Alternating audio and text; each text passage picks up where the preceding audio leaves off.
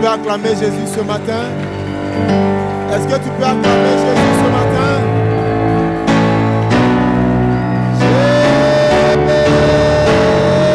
Jésus! Veuillez vous asseoir, peuple de Dieu. Nous vous saluons ce matin dans le précieux nom de notre Seigneur Jésus-Christ. Oh, j'entends pas amen. Nous vous saluons ce matin dans le précieux nom de notre Seigneur Jésus-Christ. Oh, dis bien amen, s'il te plaît. Amen, amen. Qui est dans la joie ce matin? Moi, je suis dans la joie de vous voir ce matin parce que ma semaine a été difficile. N'eût été vos prières, je ne serais pas avec vous ce matin. C'est pourquoi ma joie est parfaite, parce que je suis en sa présence. Je bénis Dieu pour vos vies. Je bénis Dieu pour la vie de chacun de vous. Et je bénis Dieu pour tout ce qu'il est en train de faire avec chacun de nous. Alléluia. C'est une bonne expérience. Et ce matin, mon âme est dans la joie parce que Dieu s'est choisi un canal. Alléluia. Pour nous parler de sa part. Et ce canal, c'est un de nos frères qui est parmi nous.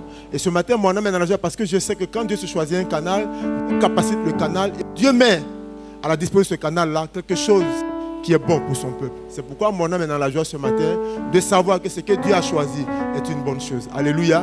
Je veux seulement que tu prépares ton esprit, ton âme, ton cœur, parce que Dieu veut parler ce matin. Alléluia. Toutes les occasions sont bonnes quand Dieu veut s'exprimer. Ça dépend de comment tu t'assois et comment tu écoutes. Alléluia. Je crois que ce matin, notre Dieu a encore une parole pour toi et moi.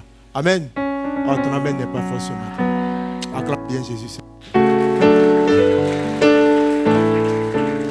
Sur vos ovations, nous allons recevoir notre frère, le frère Biagué Valdo.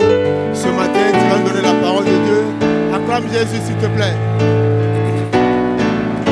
Acclame Jésus, s'il te plaît. Que Dieu te bénisse.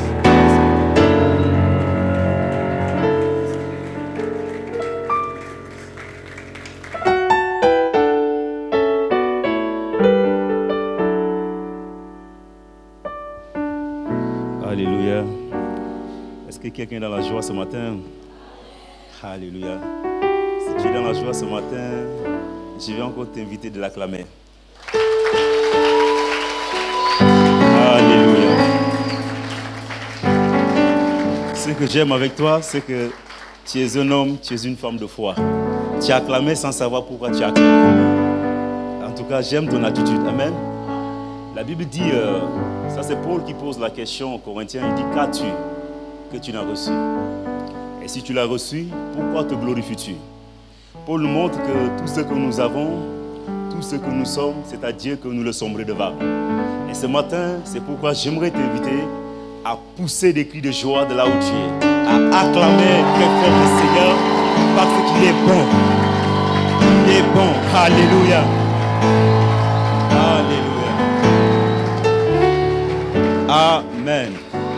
Vous pouvez vous asseoir, que le Seigneur vous bénisse. Amen. Merci Roger. Ce matin, bien-aimé, je suis dans la joie. Je suis dans la joie de me tenir devant vous. Pour moi, c'est un privilège. C'est un privilège parce que je me dis qu'il y avait beaucoup de gens, il y a beaucoup d'humains qui peuvent se tenir ici et nous parler de la part du Seigneur. Mais si Dieu s'est choisi de moi, je reconnais vraiment qu'il est merveilleux. C'est pourquoi tout simplement je veux lui dire merci. Et sans oublier notre Père qui m'a donné cette opportunité, notre pasteur, le pasteur Bédi. Merci papa. Et je salue aussi maman. Et je salue tout le collège des anciens qui est là présent. En tout cas, soyez salués ce matin. Et je vous salue, vous, le peuple de Dieu qui êtes là. Soyez bénis. Sans oublier notre Père, l'apôtre Germain Deké. Ce matin, je vais m'acquitter de mon devoir qui est de vous apporter la parole. Pour cela, je vais vous inviter de là où vous êtes. Si vous avez votre Bible, bien sûr, nous allons lire ensemble. Nous allons lire, nous sommes dans le livre de Luc, le chapitre 9. Luc, chapitre 9. Nous allons lire les versets 51 jusqu'à verset 56. Luc, chapitre 9. Luc, chapitre 9, verset 51 jusqu'au 56e verset. Si vous êtes, dites Amen. Il est dit ceci dans le livre de Luc, le chapitre 9, verset 51 jusqu'au 56e verset. Lorsque le temps où il devait être enlevé du monde approcha, Jésus prit la résolution de se rendre à Jérusalem. Il envoya devant lui des messagers qui se mirent en route et entrèrent dans un bouc des Samaritains pour lui préparer un logement.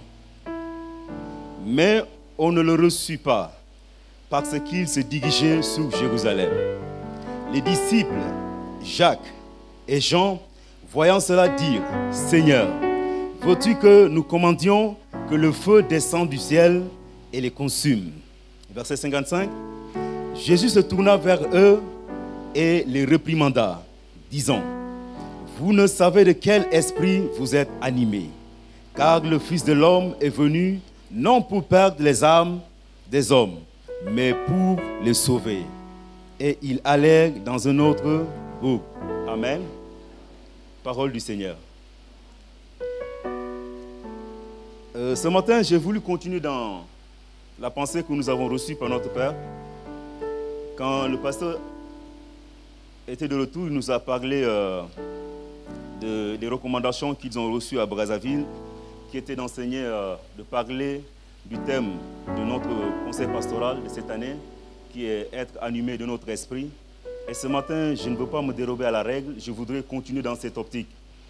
Et ici, c'est le verset 55 qui nous intéresse, d'où j'ai tiré mon propos de ce matin. Jésus dit ceci, la Bible dit, Jésus se tourna vers eux et les réprimanda, disant, « Vous ne savez de quel esprit vous êtes animés. » Et mon propos, je l'ai formulé, c'est la partie là, vous ne savez de quel esprit vous êtes animés.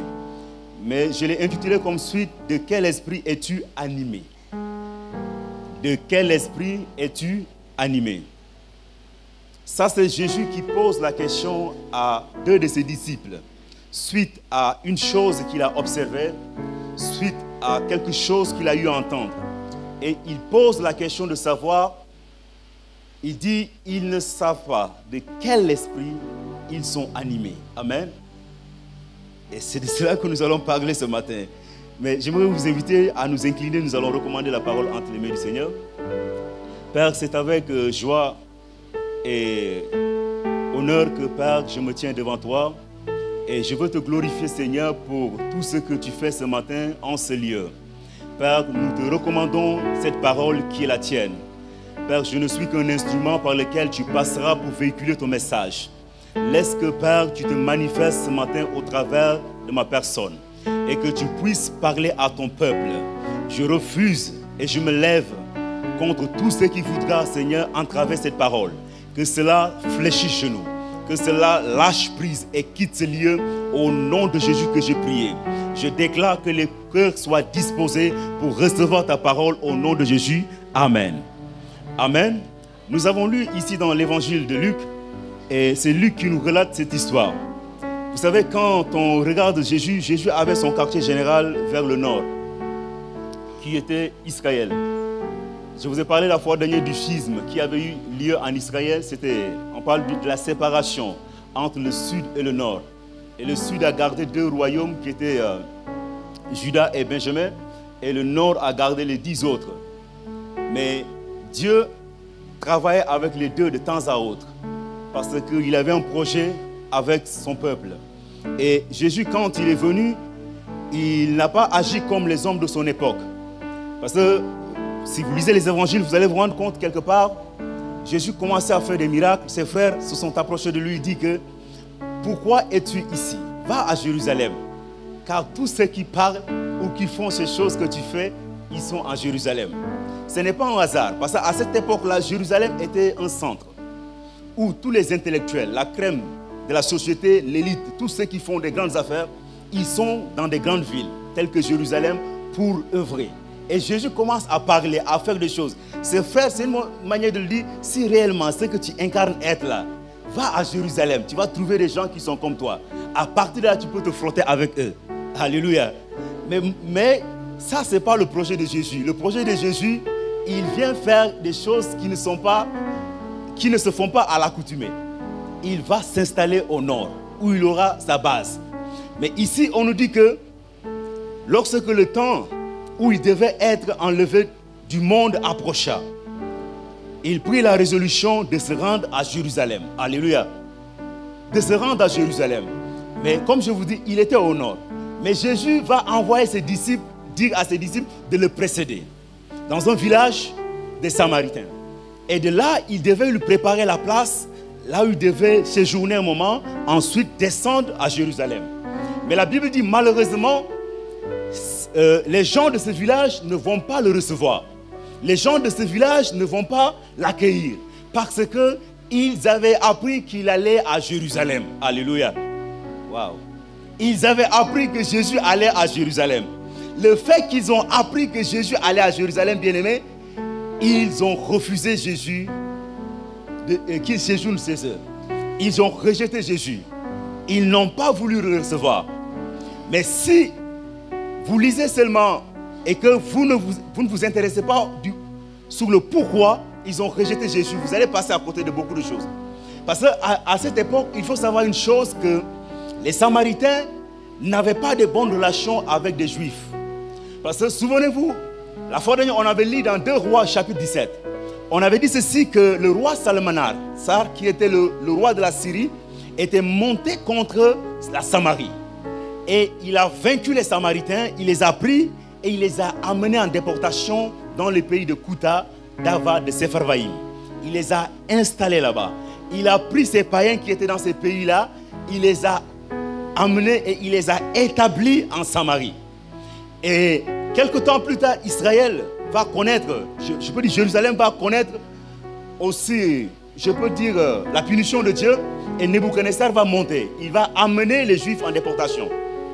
Mais quand ces Juifs vont aller, et le moment est arrivé où Dieu avait promis, comme il a dit dans le livre de Jérémie, quand les 70 ans seront écoulés pour Babylone, je me souviendrai de vous et j'accomplirai ma parole à votre égard.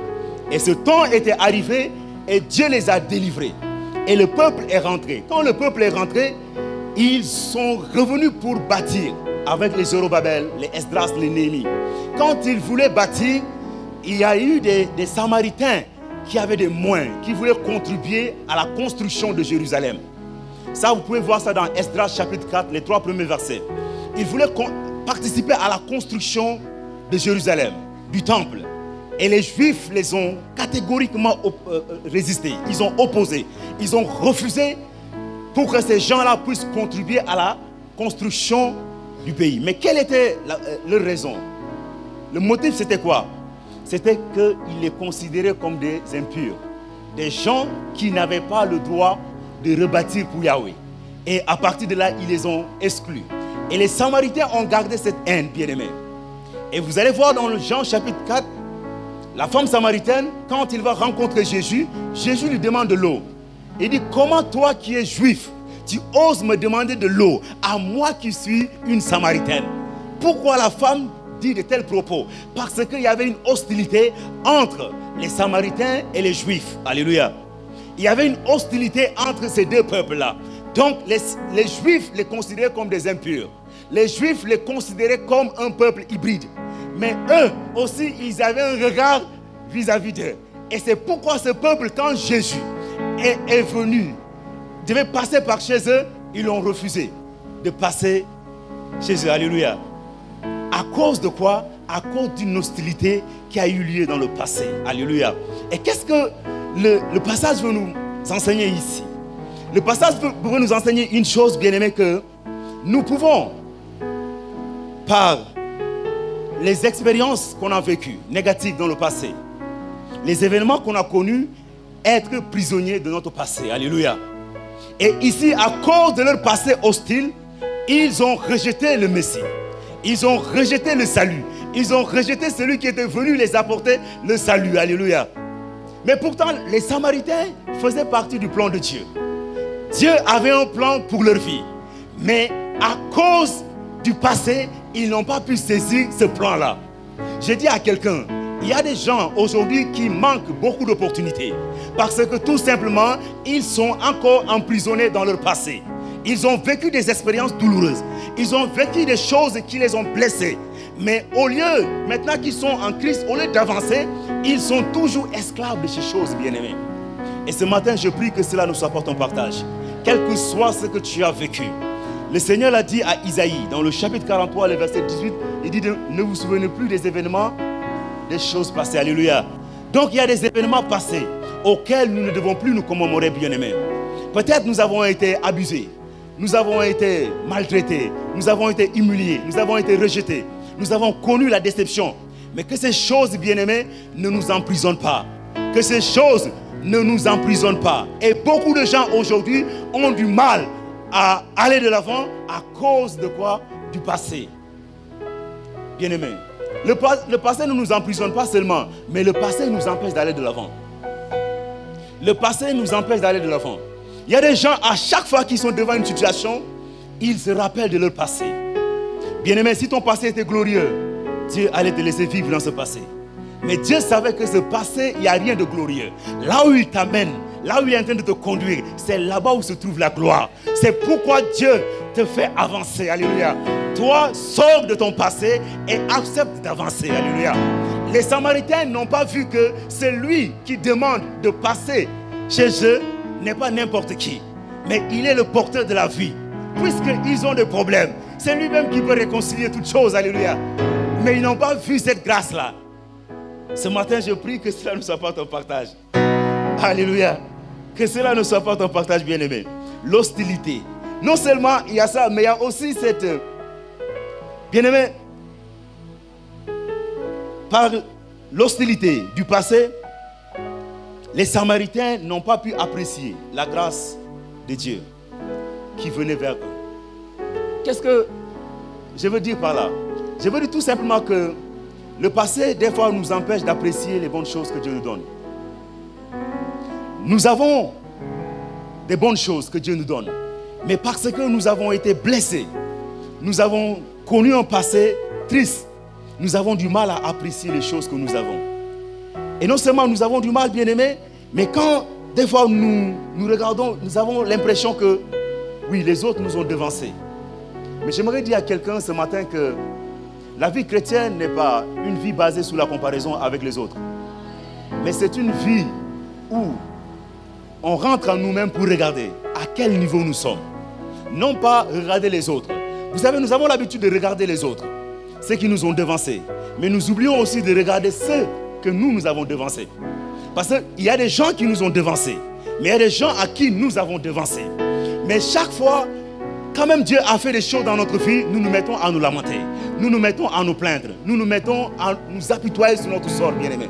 Mais pourtant, Dieu a fait des choses dans ta vie. Mais prends un peu de temps quand même pour bénir le Seigneur, pour ce qu'il a fait dans ta vie.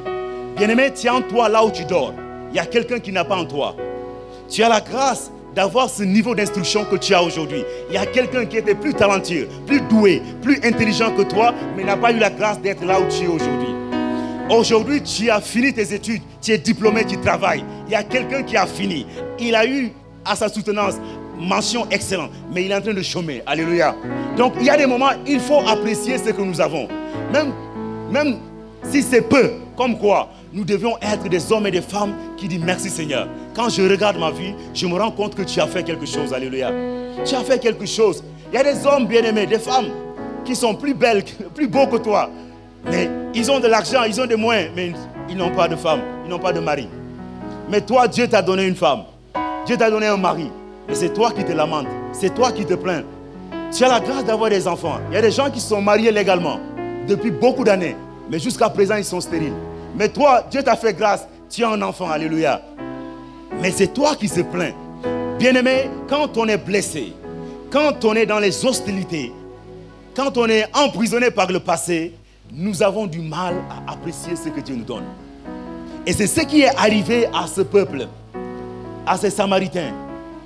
Ils n'ont pas vu que celui qui est devant eux, celui qui demande de s'installer un temps chez eux, était celui qu'il les fallait.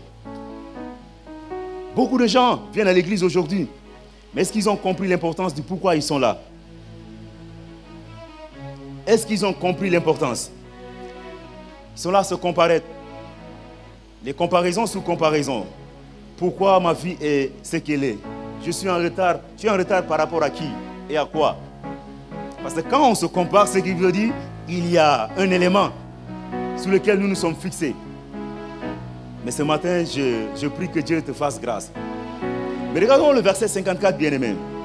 La Bible dit, les disciples Jacques et Jean, voyant cela, dirent, Seigneur, veux-tu que nous commandions que le feu descende du ciel et les consume? Alléluia. Veux-tu que le feu, nous commandions que le feu descende du ciel et les consume? Ça, c'est le propos de deux disciples, de Jacques et Jean, qui étaient des frères. Alléluia, de sang. Et qui étaient des disciples de Jésus, bien-aimés. Le verset là nous enseigne beaucoup de choses. Il nous enseigne beaucoup de choses, bien-aimés. Ici, ces deux ont vu l'attitude des Samaritains. Et quand ils ont vu l'attitude des Samaritains, ils n'ont pas apprécié cette attitude. Ils se sont dit, mais comment ces gens-là peuvent être aveugles à ce point-là?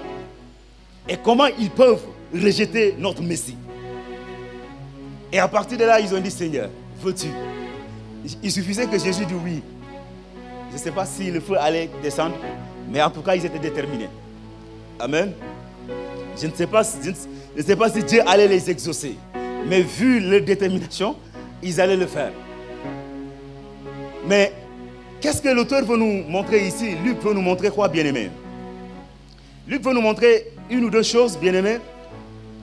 C'est que ici,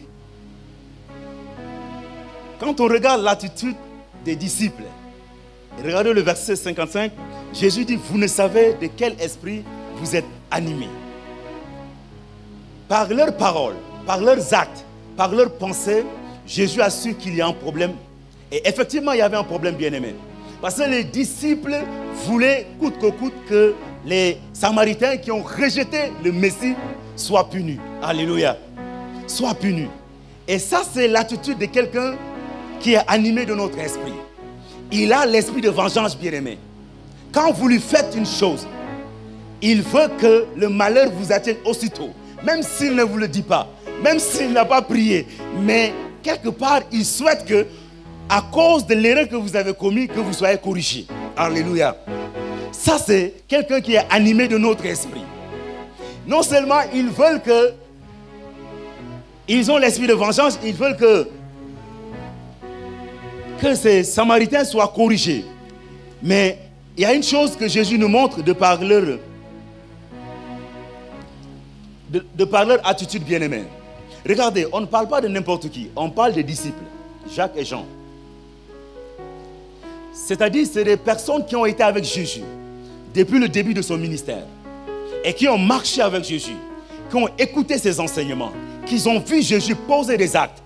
À ce niveau, ils devaient avoir le même esprit que l'esprit de Jésus. Ils devaient être alignés à Jésus. Ils devaient commencer à faire les choses comme Jésus.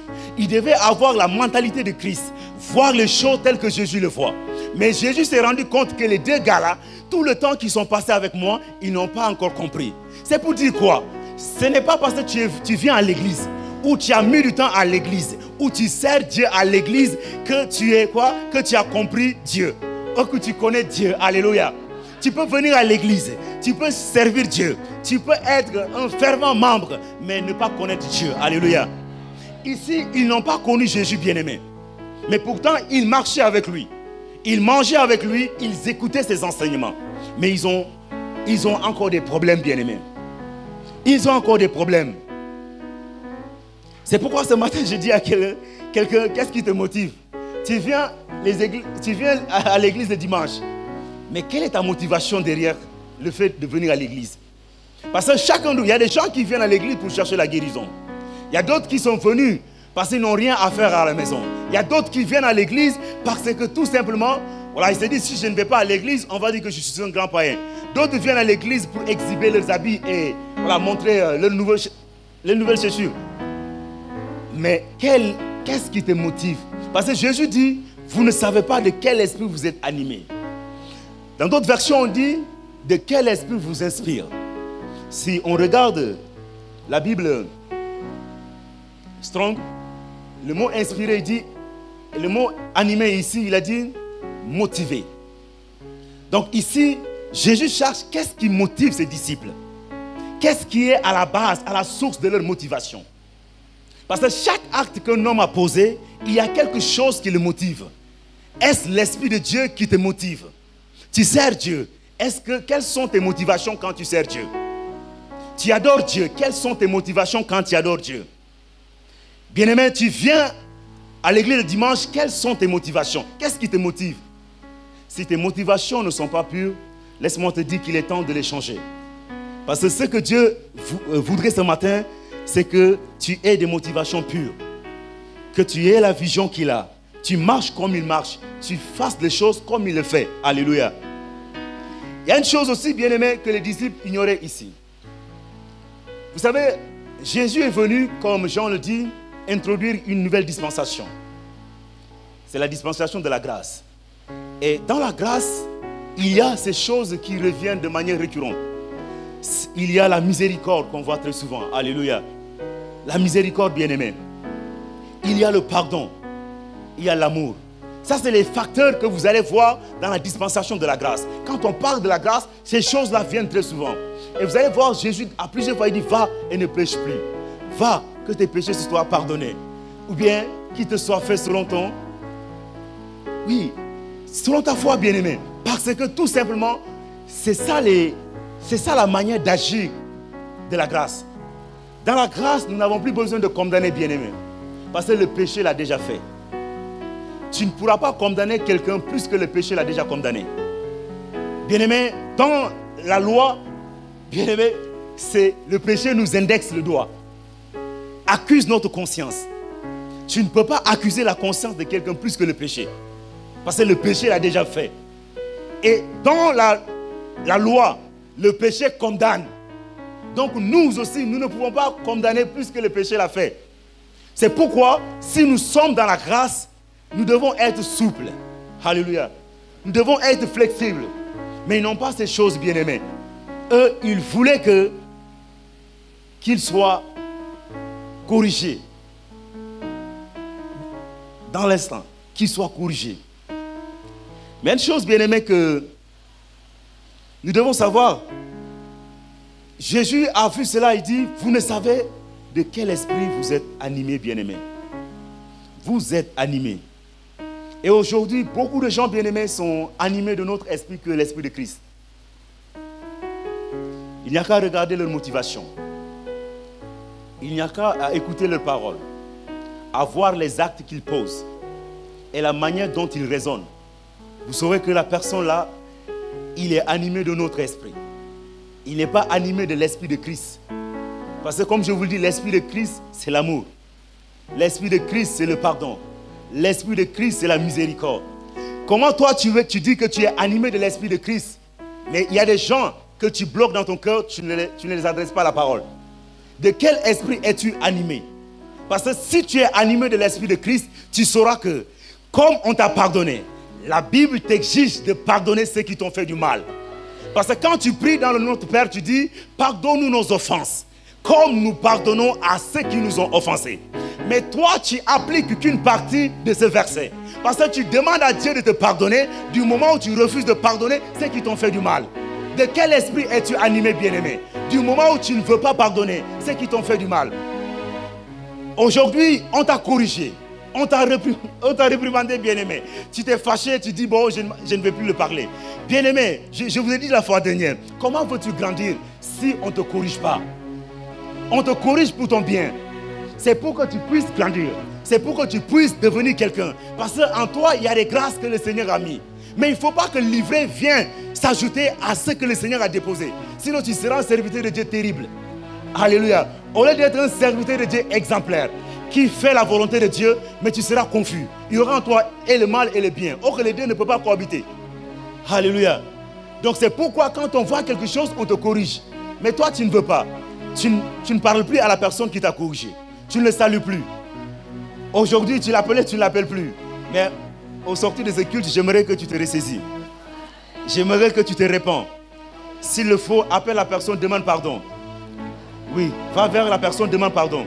Il y a des gens qui, aujourd'hui, n'adressent plus la parole à leur père, à leurs parents du moins, parce qu'ils ont vécu des expériences avec eux. Mais si on est animé de notre esprit, nous sommes obligés. C'est ça le prix à payer, bien-aimé. Oui, tout ne sera pas rose. Mais les gens qui nous ont fait du mal, devons prier que Dieu nous donne la force. Vous savez, il y a une sœur qui m'a expliqué une histoire. Ça dit qu'elle a eu le travail très tôt. Elle travaille au niveau de la douane. Et Dieu l'avait bénie très tôt. Maintenant, comme elle était dans une autre ville, elle a voulu acheter des parcelles dans la ville où elle est née. Maintenant, elle prenait l'argent et l'envoyait à son père pour que son père achète des parcelles. À un moment donné, ensemble, ils ont parlé. Elle voulait commencer la construction. Elle envoie à son père de l'argent. Son père prenait l'argent à manger. N'a même pas acheté des parcelles. Il a mangé l'argent de la fille. Un jour, la fille a pris ses congés, a décidé de venir dans la ville où elle était. Quand elle vient, et tout son père, il demande à son père, mais dis-moi, quand est-ce qu'on va aller voir la maison que tu as commencé? Le père, demain après demain. À un moment donné, la fille s'est révoltée. Le père dit, bon, allons-y. Une fois comme ça, on voit le terrain, il n'y a rien. Il n'y a que des herbes. Tu me dis, tiens, toi, tu m'as envoyé des photos. Tu me montrais des images. Tu me disais que la maison est à tel niveau. J'envoie l'argent pour on dit le sénage, non? Le sénage. J'envoie, tu manges. Tu me dis, envoie, on va coffrer tel niveau. J'envoie. On va élever les murs de tel côté. J'ai envoyé. Mais où est passée la maison? Le père était là. La fille dit, elle n'a pas pu. Elle est tombée, elle a perdu connaissance. Ce n'est qu'après quelques moments qu'elle s'est réveillée. Quand elle s'est réveillée, elle dit qu'elle avait la haine. Tout ce qu'elle voulait, c'est qu'elle voulait que son père paye. Elle voulait que son père paye. Et son père n'a pas donné de justification valable. Et il est resté comme si rien n'était. La sœur est partie. Elle était partie avec cette haine. Et elle avait gardé son père dans le cœur. Un jour, pendant qu'on prêchait, elle a écouté, elle a dit non. Ce que vous dites, c'est bien. Mais le faire, je ne peux pas. Il a fallu prier pour elle. L'exhorter. Et aujourd'hui, elle a pardonné son père. Aujourd'hui, elle a construit. Alléluia. Oui, c'est dur, mais la parole de Dieu nous l'exige. Nous l'exige. D'autres ont été abusés, bien-aimés. Ont été rejetés. Les parents les ont abandonnés. Ils ont vécu dans la misère. Mais pourtant, les parents avaient des moyens. Et ils ont gardé cette rage dans leur cœur. Mais ce matin, le Seigneur voudrait que tu pardonnes. Parce que c'est ça l'esprit de Christ. L'esprit de Christ, c'est le pardon. L'esprit de Christ, c'est la tolérance. L'esprit de Christ, c'est l'amour. Aimer, même si la personne t'a fait du mal. Aimer, même si la personne te déteste. Vous savez, bien-aimé, qu'on le veuille ou pas, on marche des fois dans la rue, on est dans les familles, on est en contact avec les gens. Mais il y a des fois les regards qui vous... Vous avez les regards, vous sentez que la personne là a un problème avec moi. Mais quand vous vous approchez de la personne, vous dites, est-ce que je vous ai fait du mal? Ah non, tu ne m'as rien fait. Mais pourquoi ce regard de méchanceté? Tu sens que la personne est en train de te fusiller du regard. C'est comme si tu pouvais te tuer là et te tuer avec ses regards. Bien aimé, mais dans tout ça, toi, tu t'approches de la personne. Tu salues la personne. Tu es là parce que c'est une obligation. Alléluia. C'est une obligation. Et ce matin, c'est ce que Dieu nous appelle à faire. Nous ne pouvions pas triompher, bien aimé, si nous n'avons pas compris ces choses. Nous serions des meurtriers. Nous serons des gens qui marchent avec des prisons dans leur cœur. Et ils ont beaucoup de détenus à l'intérieur. Mais prends la clé, ouvre du moins. Alléluia. Laisse sortir ce qu'il y a dedans. Alléluia. Laisse sortir. Tu vas voir, quand il sort, tout ce qui est à l'intérieur, quand ça sort, tu seras léger. Alléluia. Tu vas dormir. Ton insomnie là est due au manque du pardon. Alléluia. Oui. L'ulcère que tu souffres là est dû aussi au manque du pardon. Pardon seulement. Tu vas voir, il y a certaines maladies qui vont disparaître. Oui. Non, je vous le dis. Il y a des médecins à la fin, il faut vous approcher d'eux. Peut-être ils vont confirmer ce que j'ai dit. Donc, il y a des choses, bien aimées. Si vous le faites, ça va partir. Ça va partir. Mais Jésus s'est rendu compte que, ouais, il y a danger. Si ces personnes sous qui je m'appuie, je suis sur le point de laisser le ministère et partir, n'ont pas compris les choses telles que moi je voudrais qu'ils les comprennent, c'est qu'il y a un problème. Alléluia. Et aujourd'hui, l'Église aussi a des problèmes. Parce qu'aujourd'hui, l'Église forme, l'Église élève les gens qui n'ont pas la mentalité de Christ, qui ne sont pas animés de l'esprit de Christ. Ils sont animés de notre esprit. C'est pourquoi vous allez voir des gens qui sont élevés, onctueux, mais vous les voyez dans les bassesses, dans les bavures, dans des choses. Parce que quelque part, ils ne sont pas animés de l'esprit de Christ. Ils sont comme Jacques et Jean. Ils sont là depuis la genèse de l'Église. Ils connaissent l'historique de l'église. Ils ont vu l'église dans ces moments difficiles de transition. Et ils étaient là. Ils peuvent vous raconter ce qui s'est passé. Mais au fond, ils n'ont jamais rencontré Christ. Or que l'objectif, c'est de rencontrer Christ, d'être animé par son esprit. Alléluia. D'être animé par son esprit. Et aujourd'hui, on a beaucoup de sympathisants dans nos églises. Alléluia. Des gens qui font les choses pour plaire au pasteur. Les gens qui font des choses pour plaire à leurs responsables. Les gens qui font des choses, si le pasteur n'est pas là, ils ne seront pas là. Si le pasteur est là, ils sont là. Ils disent que ce que le leader veut entendre. Ils font que ce que le leader veut qu'ils fassent. Mais eux, ce que Dieu veut, cela ne les intéresse pas. Et laissez-moi vous dire, ces gens-là sont dangereux. Parce que si vous les laissez l'œuvre, si vous les donnez des responsabilités, ils vont tuer l'œuvre. Et Christ connaissait cela. Et il dit, et aujourd'hui à l'église, il y a beaucoup de sympathisants. C'est pourquoi vous allez voir aujourd'hui, on parle de migration ecclésiastique. Alléluia. Ecclésiastique.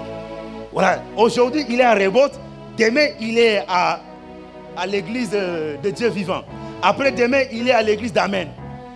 Le dimanche prochain, il est à l'église d'Alléluia. Parce que tout simplement, il n'a pas connu le Seigneur pour savoir que l'Esprit de Christ qui m'a choisi me veut dans cet enclos. Christ a dit, j'ai encore beaucoup de disciples qui ne sont pas de cette quoi? De cette bergerie. Donc chaque église est une bergerie. Là où Dieu te place, c'est la bergerie, là où Dieu te veut. Parce qu'il y a une nourriture qui te convient. Dieu a un plan pour toi là-bas. C'est là-bas qu'il va t'élever. C'est là-bas qu'il fera de toi son serviteur. C'est là-bas qu'il va te bénir. Mais toi, tu es là. Tu cherches le folklore.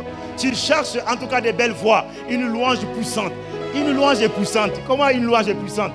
Alléluia. Louange, c'est louange bien-aimé. On peut chanter sans instrument, mais la gloire de Dieu descend. Alléluia. C'est ça, bien-aimé. Je crois, cherche là où l'Esprit de Dieu est. L'Esprit de Christ demeure et toi reste là-bas. Le fait d'être là-bas, bien-aimé, ça te permettra de grandir. Parce que tu es là où Dieu te veut. Alléluia. Mais aujourd'hui, beaucoup de gens quittent d'église à l'église. Parce que tout simplement, ils n'ont pas compris. C'est des sympathisants. Mais il est temps qu'on forme les vrais disciples. Ceux qui ont compris l'enseignement de Christ. Ceux qui ont compris la pensée de Christ. Ceux qui marchent comme Christ le désire. Non pas des gens qui vont essayer de faire quand le pasteur n'est pas là. Ils deviennent des païens. Alléluia. Nous, on avait des frères bien-aimés. Zélés. Ils priaient beaucoup. Alléluia. Quand tu les entends prier, tu as même peur. Mais tu les vois dans des fêtes comme ça. Ils fouettent la boisson. Ils rentrent même à l'église ivres. Alléluia. On en a connu même. Le pasteur Aya, en plus, ils les ont mis sous discipline. Parce que c'était des frères qui étaient avec nous. Quand les responsables sont là, il y a des choses qu'ils ne font pas. Mais quand les responsables ne sont pas là, mais la vie chrétienne, ce n'est pas ça, bien-aimé. La vie chrétienne, que ton pasteur soit là ou pas, tu dois vivre selon la parole qu'il t'a enseignée. Tu dois demeurer tel qu'il t'a enseigné. Bien-aimé, regardez Joseph. C'est un jeune. À l'âge de 17 ans, les commentateurs disent qu'il avait à l'époque 17 ans. À cet âge, on l'a vendu. Il est descendu dans un pays étranger, bien-aimé. Mais Joseph, par son intelligence, sa beauté et son savoir-faire, la femme de son chef a aimé Joseph. Je te vois, si tu étais à la place de Joseph, tu allais dire, j'ai gagné le gros lot. Je suis tombé sur une sugar mami. C'est ce que tu allais dire. Parce que sugar mami, c'est les femmes âgées là qui cherchent les jeunes. Voilà. Donc, tu allais dire que je suis tombé sur une sugar mami qui allait prendre soin de toi, surtout la femme de ton boss. Peut-être si tu as besoin de véhicule, il va te donner. Tu as besoin de l'argent, il t'envoie. Si tu as besoin de l'appartement, elle paye ton appartement. Mais Joseph a dit, comment ferais-je une chose contre qui le ciel et Dieu? Alléluia. Joseph n'a pas parlé. Il dit, mon maître m'a établi dans sa maison, m'a donné toutes choses, excepte toi. Alléluia. Donc le maître l'a élevé. Il avait tout ce qu'il voulait. Mais il savait que le maître ne l'a pas donné sa femme. Donc la femme ne fait pas partie de son programme. Qu'est-ce qu'il a fait? La Bible dit, Joseph a préféré fuir plutôt que de tomber. Alléluia. Joseph a fui. Bien-aimé, quand tu es animé d'un esprit de Christ, tu as cette mentalité. Tu n'as pas besoin que les gens soient là pour jouer les policiers. Mais toi-même, de là où tu es, dans ton quartier, tu vis la vie. Alléluia. Tu vis la vie de Dieu, bien-aimé. Dans ton quartier, tu vis. À l'école, tu es chrétien. Il y a des gens qui ne sont que des chrétiens quand ils viennent à l'église. Ce sont des grands adorateurs. Au quartier, c'est des païens bien-aimés. Ils sont même purs que les païens. Vous savez, un jour, nous étions allés rendre visite à une sœur qui priait avec nous à l'époque. On est allé. Tu sais, le suivi vous enseigne beaucoup de choses. Vous allez découvrir beaucoup de choses. Nous sommes allés voir la sœur. On vient demander la sœur X. C'est sa grande sœur qui sort. Il dit, la sœur X, c'est qui? On dit, on rappelle le nom. Il dit, elle est sœur. On dit, oui. Elle prie où? À Rebot. Non, j'aime Rebot, mais si elle est prise à Rebot, moi, je ne peux pas venir à Rebot. Ah. Ouais, mais pourquoi tu ne peux pas venir à Rebot? Elle insulte tout le monde ici. Elle ne lave pas les assiettes. Elle ne fait pas le ménage. Elle ne veut pas préparer. Ici, elle ne fait absolument rien. Mais un mauvais témoignage est donné. Nous étions confus. Quelle exhortation tu vas donner après cela? On a détaillé tout ce que la sœur ne fait pas à la maison. Et puis elle est impolie. Elle parle mal à tout le monde. Elle ne respecte pas sa mère, ni ses sœurs, ni ses frères. Bien aimés, nous étions cloués. On a juste dit, bon, on va prier pour la maison, laisser la paix de Dieu et repartir. C'est tout ce qu'on a fait. Tu vois, quelle exhortation tu vas donner? Donc, vous voyez, il y a des gens à l'église, ils sont des chrétiens, mais dans leur vie de tous les jours, c'est-à-dire que dans le lieu de travail, à l'école, à l'université, à la maison, ils sont autre chose. Mais être animé par l'esprit de Christ, c'est bien aimé avoir ce même esprit quand tu es ici. La crainte que tu as, la soumission, l'obéissance que tu as quand tu es là, même dans la maison, tu dois avoir cette obéissance-là. Tu dois être soumis, tu dois être respectueux comme tu l'es ici. Tu respectes tes responsables parce que tu sais qu'ils peuvent te mettre sous discipline. Comme tu aimes servir, s'ils te mettent sous discipline, tu ne vas plus servir. Et tout le monde va te demander, la sœur Intel, on ne te voit plus servir. Et là, tu seras obligé d'expliquer qu'est-ce que tu as fait. Comme tu sais qu'on va te mettre sous discipline, donc ici tu es correct. À la maison, personne ne te mettra sous discipline. Tu fais ce que tu veux. Même si personne ne te met sous discipline, Dieu est capable de te mettre sous discipline. Oui, Dieu est capable de te mettre sous discipline. C'est pourquoi, bien-aimés, nous devons avoir peur de Dieu plus que des hommes, bien-aimés. Alléluia. Il y a ça, bien-aimés. Nous avons formé des hommes et des femmes qui aujourd'hui, bien-aimés, honorent les hommes plus que Dieu. Alléluia. Ils honorent les hommes plus que Dieu. Aujourd'hui, les hommes ont peur des hommes. Ils ont, si vous voyez l'honneur qu'on donne aux hommes, même à Dieu, on ne le donne pas. Je bénis le Seigneur, notre Père a toujours combattu contre cela. Et je crois qu'il le fait toujours. Vous savez, il y a des églises, quand le pasteur rentre, même au temps de la louange ou adoration, on coupe l'adoration pour acclamer le pasteur. Et les MC montent pour annoncer l'arrivée du pasteur. Chers bien-aimés, peuple de Dieu, nous sommes dans la joie ce matin de recevoir loin de Dieu le pasteur Intel, la voix autorisée de Dieu, celui qui, comme vous connaissez même, commence à étaler. Tout le monde se lève, acclame, il vient asseoir, power, Mokonzi. Il s'assoit, ouais. Ça c'est le peu de mots que j'ai ramassé au Congo. Mokonzi. Donc, il vient s'asseoir, bien-aimé. Mais gloire soit rendue à Dieu, notre Père a toujours combattu ça. Parce qu'il se dit que si nous sommes là, la star de ce moment, notre vedette, c'est Jésus. Et non pas un homme. Toi et moi, nous sommes des serviteurs. Si nous sommes là, nous devons nous plier à sa volonté. Nous devons nous humilier, nous mettre en genoux, parce que le roi des rois, c'est lui. Alléluia. Mais il y a des hommes aujourd'hui qui peuvent élever un homme. Alléluia. Il y a un jour, mon pasteur m'a dit, j'ai fait un constat, il y a une sœur qui me donne des grosses sommes. Mais quand je regarde sa dîme, je me rends compte, si tu es capable de me donner cette somme-là, mais quand elle cause avec la sœur ne paye même pas sa dîme. Elle donne les offrandes, elle donne les 500, les 1000 francs, les 2000. Mais elle peut donner le pasteur des grosses montants. D'accord, mais le pasteur n'a pas compris.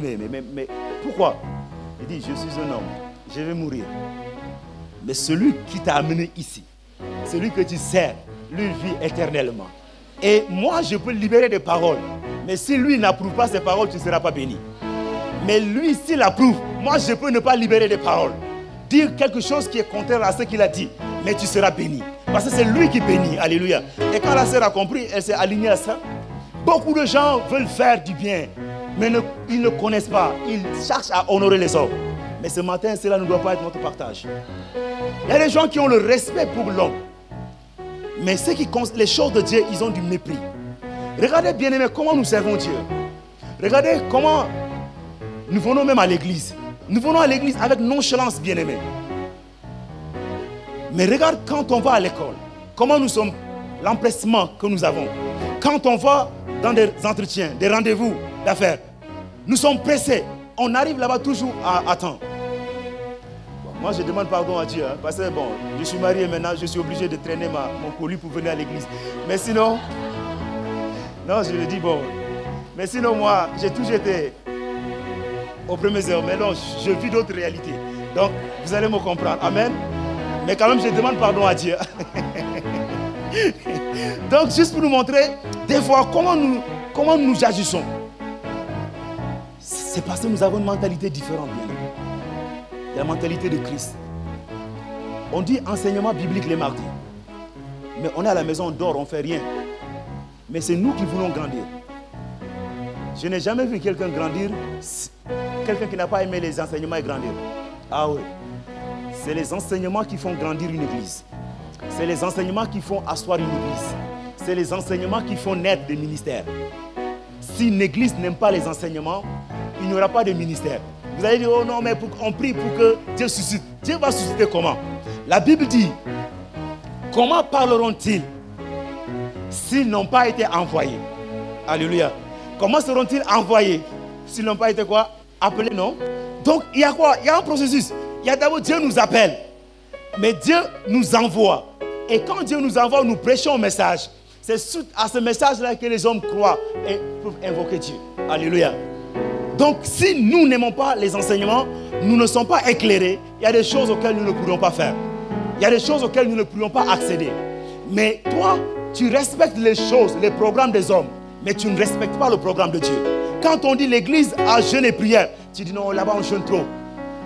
Mais tu es là, Dieu t'a appelé ici pour jeûner. Tu es membre de Révolte. La vie du jeûne et de prière fait partie de notre vie, bien-aimée. Ça, c'est ce qui nous a caractérisés. C'est ce qui nous a amenés ici.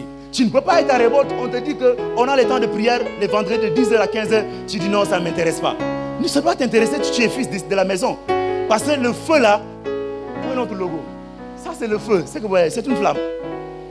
Ça symbolise tout simplement la prière. Alléluia. Tu ne peux pas être à Révolte et ne pas aimer la prière. Alléluia. Donc, nous avons des programmes. Les hommes ne respectent pas les programmes de Dieu, mais respectent le programme des hommes. Regarde toi-même comment tu honores le programme des hommes. Comment tu réponds présent quand les hommes t'appellent. Mais quand l'église a dit on a besoin des intercesseurs, tu n'es jamais là. On a besoin des protocoles, tu n'es jamais là. On a besoin des chantres, tu n'es jamais là. Tu as toujours des excuses. Est-ce que tu es le seul qui est allé à l'université? Moi je me pose la question, nous on n'a pas été à l'université ou quoi?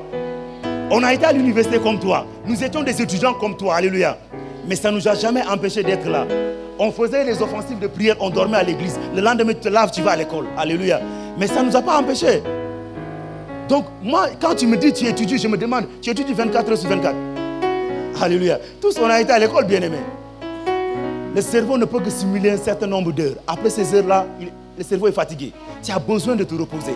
Qu'est-ce que tu fais durant ce temps de repos-là? Tu es devant l'écran, tu suis tes films, tes séries. Quand on t'appelle, non, j'ai réfugié, je n'ai pas le temps. Il faut revoir ça. La mentalité de Christ exige qu'on revoie ça. Alléluia. Exige qu'on revoie ça, bien-aimés.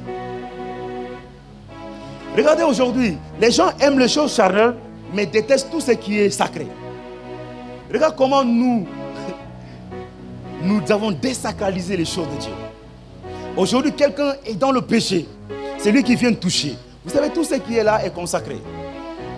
Si moi je m'abuse, je veux salir, parce que la chair n'est pas moi, la chair est au pasteur Betty. Le fait que je me tiens ici sur son autorité. C'est sur son OK que je me suis tenu ici. C'est vrai, je vous parle de la part de Dieu. Mais je ne peux pas salir ce lieu. Alléluia. Parce que ce lieu est saint. C'est son lieu de travail. C'est l'autel de Dieu. Mais les gens, ils sont dans l'impudicité. Mais ils viennent se tenir ici pour chanter, pour exhorter, pour... Non. Attention, bien-aimé. Ce n'est pas quelque chose de... C'est sacré, bien-aimé. C'est pourquoi il y a des hommes qui sont morts. Je vous ai parlé de la mort sur 3 aspects la dernière fois. Il y a des gens qui sont morts. Quand même tu pries, mais tu es mort. Tu as besoin d'une repentance sincère pour que Dieu puisse te redonner la vie. Parce que tu as désacralisé les choses sacrées. Tu es dans l'impudicité extraordinaire, tu viens servir Dieu. Tu ne cherches pas Dieu, tu ne demandes pas pardon. toi-même, tu sais que tu as des problèmes, mais c'est toi qui viens chanter. Tu viens servir Dieu. Mais où est le sacré bien-aimé? Il n'y a plus la crainte de Dieu. Nous servons Dieu comme si Dieu était notre ami. Jésus s'est rendu compte qu'il y a un problème.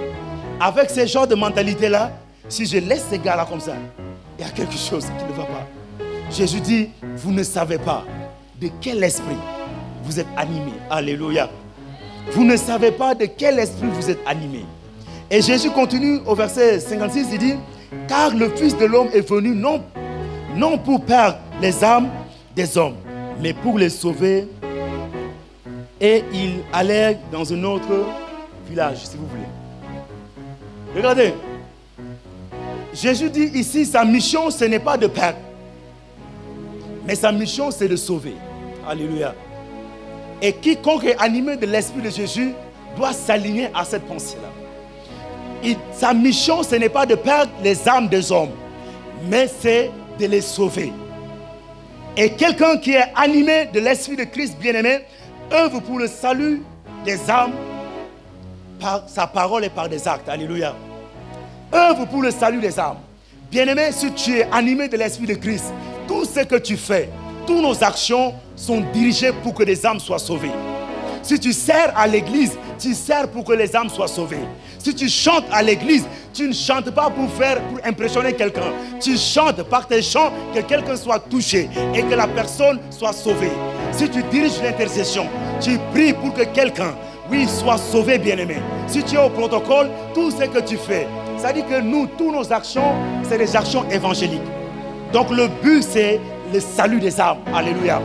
Donc, quel que soit ce que tu fais dans la maison de Dieu, même si tu as la technique, dis-toi que quand je mets le son au fond, ou bien je diminue, ou bien je règle, c'est pour qu'une âme soit sauvée. Alléluia. Donc, toutes nos actions convergent vers le salut des âmes. Donc, si tu n'as pas compris cela, c'est qu'il veut dire que tu n'as pas encore été animé par l'Esprit de Christ. Et ce matin, nous voulons, bien-aimés, que Dieu nous aide à être animés de cet esprit. Alléluia. Nous œuvrons, bien-aimés, pour le salut des âmes. Non seulement nous œuvrons pour le salut des âmes, mais quelqu'un qui est animé de l'Esprit de Christ, comme Christ le dit, son objectif c'est de sauver les âmes et non de les perdre. Ça veut dire que la personne cherche que le nom de Dieu soit glorifié en tout ce qu'il fait. Alléluia. Ça veut dire que tout ce que tu fais, bien-aimé, c'est pour que le nom de Dieu soit glorifié. Ce n'est pas pour que ton nom soit glorifié. Oui, les hommes peuvent t'acclamer. Parce que, regardez, l'apôtre nous donne cet exemple. Il dit, un jour il parlait, non, c'est un homme de Dieu qui a donné ça, pardon. Il était avec l'apôtre, il dit ceci, qu'il y avait un jour, dans la forêt, l'éléphant était là en train de traverser le pont. Maintenant, il y avait la fourmi qui était montée sur lui. Maintenant, pendant que l'éléphant marchait, le pont bougeait. La fourmi dit, non, regarde comment nous deux, on fait bouger le pont. Il dit, regarde comment nous deux, on fait bouger le pont. Or que lui, son poids est égal à 0. Celui qui fait bouger le pont, ce n'est pas lui, mais c'est l'éléphant. Mais comme il est assis au-dessus de l'éléphant, tous les honneurs et la gloire que l'éléphant a, lui, il les aura aussi. Alléluia. C'est pour dire à quelqu'un que quand tu sers Dieu, quand tu es dans le service de Dieu, tu fais des choses pour Dieu. Quand on honore Dieu, on élève Dieu, puisque tu es son serviteur et vous deux, vous êtes en train de servir, vous avez les honneurs. Vous êtes aussi longtemps que Dieu sera élevé, tu le seras. Alléluia. Donc pendant que tu seras en train de chanter et que les gens seront en train d'acclamer Dieu, ils seront aussi en train de t'acclamer quelque part. Alléluia. Mais les acclamations, c'est vrai, en réalité, il revient à Dieu. Mais puisque tu es derrière lui, alléluia. C'est pourquoi un pasteur dit que Dieu est l'aiguille. Nous sommes le fil. Si nous sommes accrochés à Dieu, partout Dieu rentrera, nous aussi nous allons rentrer. Alléluia. Alléluia. Partout il rentrera, nous allons rentrer. Donc, qu'est-ce que nous avons à faire? Tout ce que nous avons à faire, c'est de servir Dieu. Si nous servons Dieu, si Dieu est glorifié, nous le serons. Si Dieu est élevé, nous le serons. Si Dieu est béni, nous le serons. Alléluia. Si Dieu est respecté, nous le serons. Pourquoi aujourd'hui les hommes de Dieu disent, ah bon, les gens n'ont plus de respect pour les hommes de Dieu? Bien aimé, les hommes de Dieu, oui. Quelque part aussi, c'est leur faute. Alléluia. Mais d'autre part aussi, c'est nous qui n'avons pas compris, nous avons désacralisé le sacré. Alléluia. Comme nous avons désacralisé le sacré, nous ne savons pas élever le nom de Dieu. C'est pourquoi les hommes n'ont pas aussi su élever les hommes de Dieu. Alléluia. Allez-y de l'autre côté, vous allez voir comment ils élèvent leur guide. Comment ils élèvent. Quelqu'un est capable de se mettre par terre pour son guide. Parce que quelque part, il a vu ce guide élever son Dieu. Ce guide-là parler de son Dieu avec tant de détermination. Et même s'il doit laisser sa vie, il peut y laisser sa vie. Et si tu vois une personne déterminée comme ça, toi tu oses venir manquer de respect à son Dieu? Ah, non, qu'on se dise la vérité. Tu oses venir parler du mal à son Dieu? Non, parce qu'il n'a jamais donné l'occasion de le faire. Et il ne te le donnera jamais. Nous donnons les gens l'occasion de parler du mal à notre Dieu.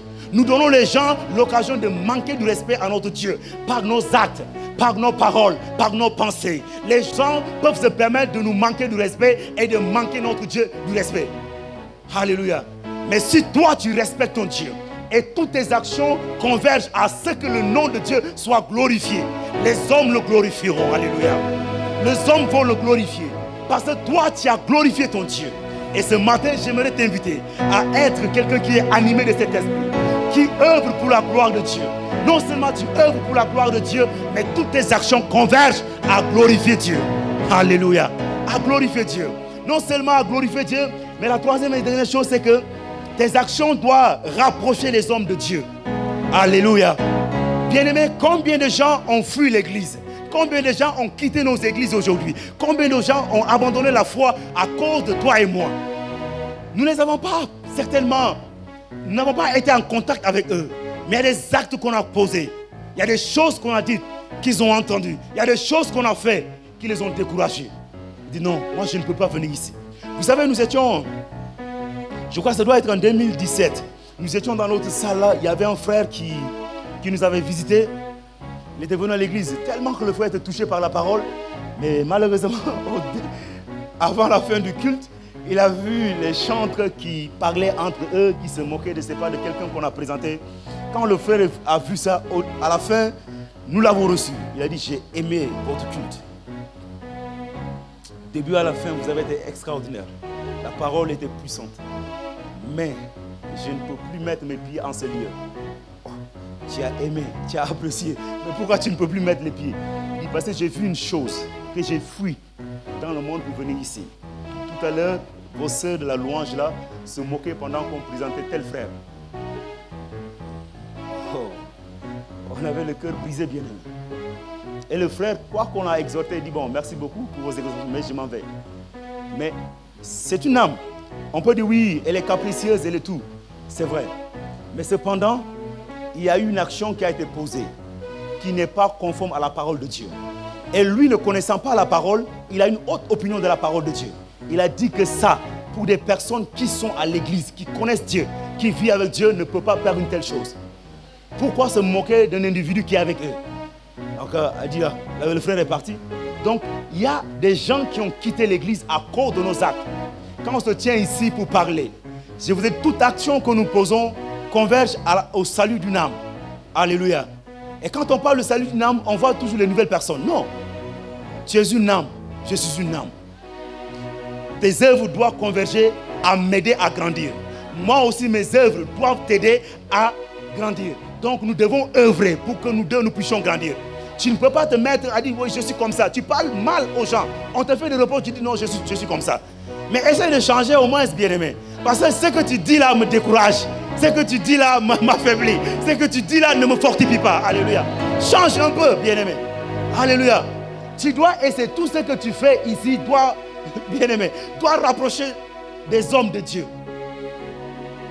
Et quand quelqu'un travaille toujours, tout ce qu'il fait, ça éloigne les gens de toi. Mais à un moment donné, pose-toi la question, pourquoi les gens ne s'approchent pas de moi?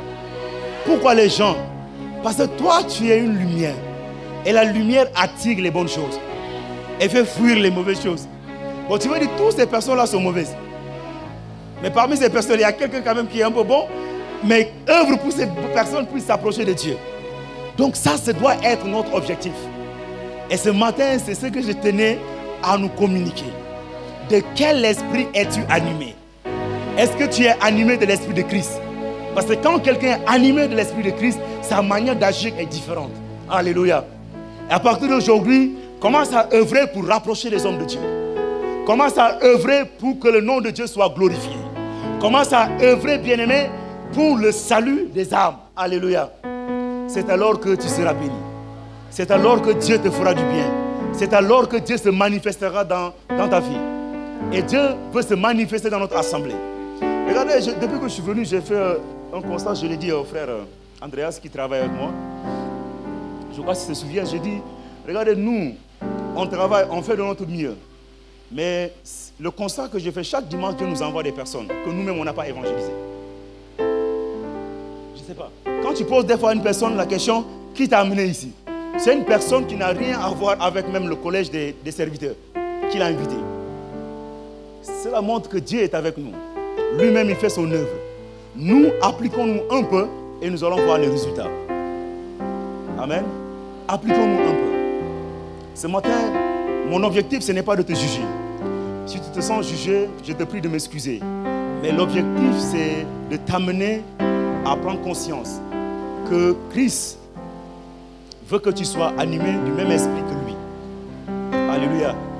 C'est pourquoi il dit, je ne vous laisse pas, il dit, je vous donne ma paix et je vous laisse ma paix. Je ne vous le donne pas comme le monde vous le donne. Alléluia.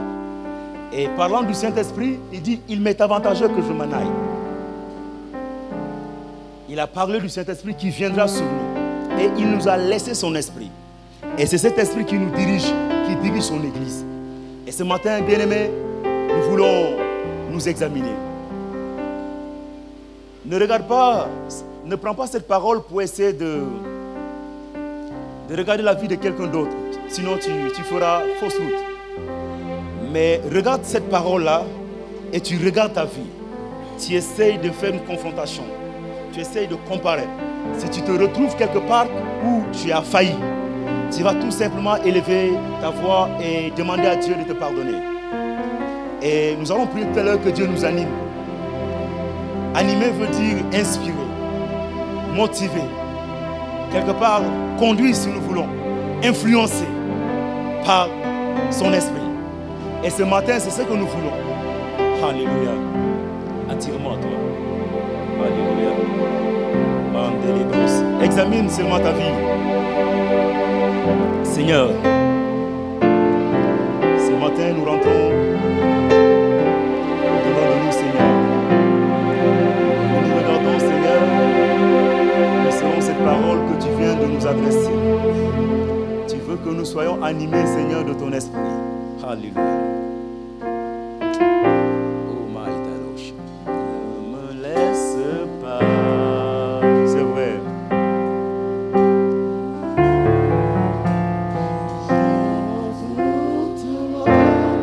Alléluia.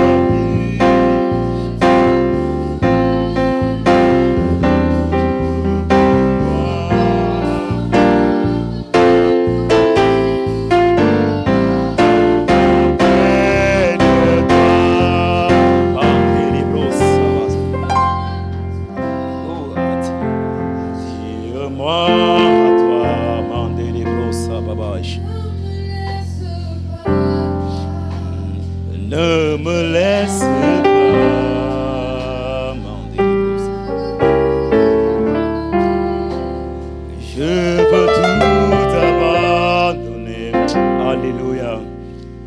Célébros. Alléluia. Après que tu es rentré au-dedans de toi, tu as prié. Tu vas tout simplement élever la voix de là où tu es. Tu vas demander à Dieu de te remplir de son esprit.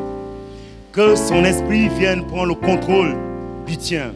Que Dieu t'influence par son esprit. Que tu sois animé de l'esprit qui était sous Christ. Que l'esprit de Christ soit l'esprit qui t'inspire. Soit l'esprit qui te conduit. Soit l'esprit qui guide ta vie. Soit l'esprit qui t'influence. Est-ce que tu peux élever la voix et demander cela à Dieu? Alléluia. Seigneur, ce matin, nous voici devant toi, Seigneur. Nous prions, éternel Dieu, au Père. Oui, Seigneur, toi qui es capable de nous attirer à toi.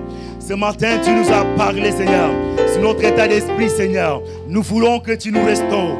Nous voulons, Père, que ton esprit influence, Père, nous influence. Que ton esprit nous inspire. Que ton esprit nous conduise, Seigneur. Nous ne voulons plus être conduits par un autre esprit différent du tien, Seigneur. Nous ne voulons plus être conduits par un autre esprit différent du tien. Rebrakatabai, c'est makolo brakatabai, ribo bobobobo, et makalabai dabai. Alléluia. Nous allons finir par ceci. J'aimerais juste lancer un appel. Si toutefois tu es là et tu t'es rendu compte que tu n'as jamais fait une rencontre avec Jésus, tu n'as jamais reçu. C'est vrai que tu as été invité à plusieurs reprises dans différentes églises et tu y es allé. Ce matin, j'aimerais t'inviter. Si tu te sens concerné, tu te sens que tu n'as jamais reçu Jésus, avance devant, nous allons prier ensemble. Ça ne va prendre juste quelques secondes, après quoi je vais remettre la parole au pasteur. Alléluia. Nous avons dit que l'important c'est de connaître Jésus. Alléluia. L'important c'est de connaître Jésus, de rencontrer Jésus. Si tu sens que, oui, tu avais l'habitude de venir à l'église, mais tu n'as jamais rencontré Jésus, tu peux le faire, c'est juste par une prière. Tu l'invites à venir dans ta vie. Car il dit, je me tiens à la porte et je frappe. Si quelqu'un entend. Et ce matin, je crois que c'est le nœud de notre message. Parce que Jésus s'est rendu compte que Jacques et Jean avaient des problèmes. Ils ne sont pas animés du même esprit que lui. Mais pourtant, ils étaient censés l'être. Parce que c'est des hommes et des femmes qui ont marché avec lui. Alléluia. Même si tu n'es pas venu, pose juste ta main droite sur ton cœur, je vais prier. Alléluia. Père, nous prions ce matin, toi qui es le Dieu de la restauration. Toi qui es le Dieu, oui Seigneur, qui recommence avec nous, Seigneur. Car Père, nous avons commencé sous des mauvais fondements, Seigneur. Sous des mauvaises bases, Seigneur. Mais ce matin, nous nous approchons de toi et nous venons te prier, Seigneur, de nous pardonner, Seigneur. Oui, nos actes, Seigneur. Pardonne-nous nos péchés. Pardonne-nous tout ce que nous avons fait qui nous a éloignés de toi. Si nous avons désœuvré, Seigneur, contre, oui, Seigneur, toi, nous te prions, Seigneur, que tu nous aides, ô Père, ce matin à revenir à toi. Oui, Père, reçois-nous comme des enfants qui, Père de gloire, ont reconnu le tort et qui reviennent à toi. Le fils prodigue avait dit ceci, j'irai chez mon Père. Il a parlé des mercenaires qui travaillent chez toi mais qui ont de nourriture en abondance. Il dit, il reviendra chez son Père, que son Père le traite comme l'un de ses mercenaires.